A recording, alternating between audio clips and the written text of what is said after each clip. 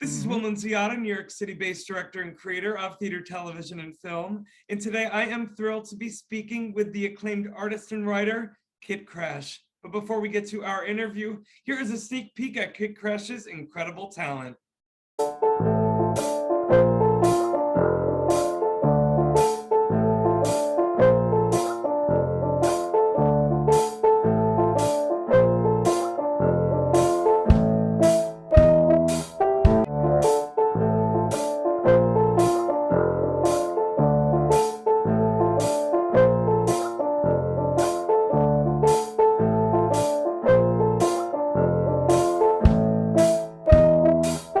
Well, hello, KIT. How are you?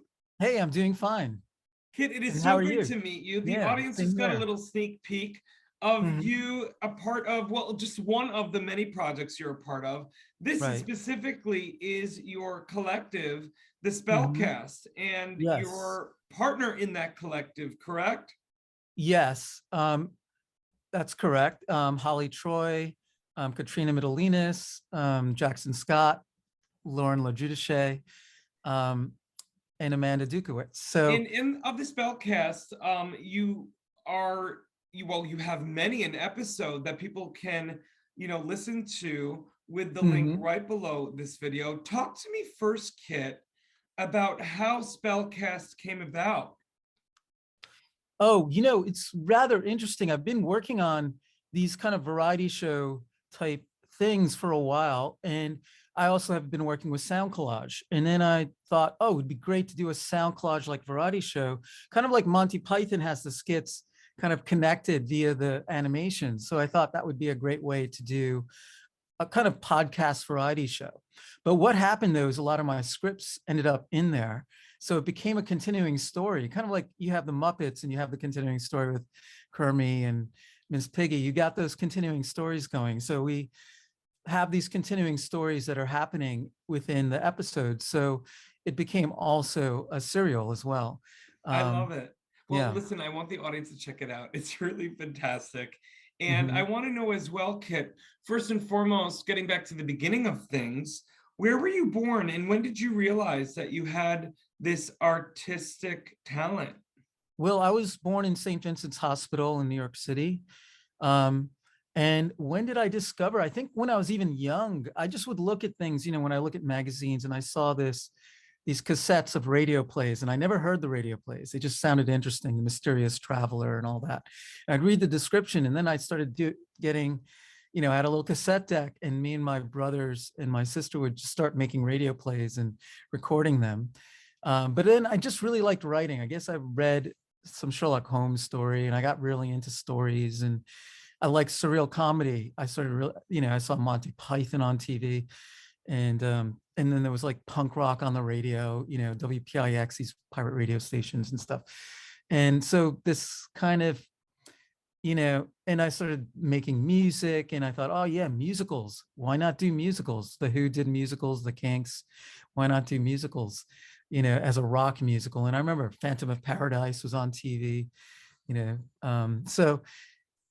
so I guess I was inspired. I was inspired by things, and I just kept creating. I just had ideas all the time, kept writing ideas and playing them through and drawing pictures. Before I could write, I was drawing the pictures of the stories.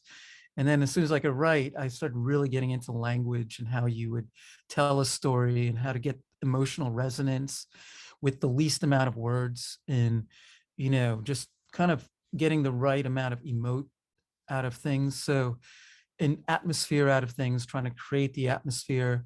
Sound collage got interesting to me. So it all just kind of came together. So I think I was kind of doing it all my life. I didn't even know. It's like now I don't do it. It's almost like not breathing. So. Well, right. Yeah. It's your bliss. And thank goodness you went after it, my friend. So accomplished. And KIT, you were talking a little bit off camera about another band that you're a part of. Yeah. So there was a band called SPELZ, which I did with Aaron from Brazilian Girls. So me and Aaron had a project called SPELZ, and we so this was a band that I've had for a while. So we have had a new album, and we actually did the soundtrack for for the radio play. We did a soundtrack called The Werewolves of Brooklyn, which was a radio play. But what happened is Holly and Jackson and I started a new band. We decided to call it Werewolves of Brooklyn. So, I guess that, and, Holly and Jackson are from the Spellcast. They're like my team there. So, so now we're actually going to be playing live in that project. Aaron is kind of, because he is in Brazilian Girls, he's also a very high in demand drummer. And so, so it's actually good that we kind of form this side project. I know this all sounds complex, No, not at all. Look at, okay. I'm an artist, and I think anyone who isn't an artist realizes that when you have a bliss, I kind of look at it like a stem of a flower, that sometimes it's one bud, then another bud, then another bud, and sometimes you take a little bit from that bud into that. I mean, this is what I love about speaking with someone like you, Kit, because anytime an idea that has come up since you were a little boy, it seems, is that whatever ideas you have, you just kind of go after it. And how it's going to happen, you let go of the how. And it just, it makes perfect sense.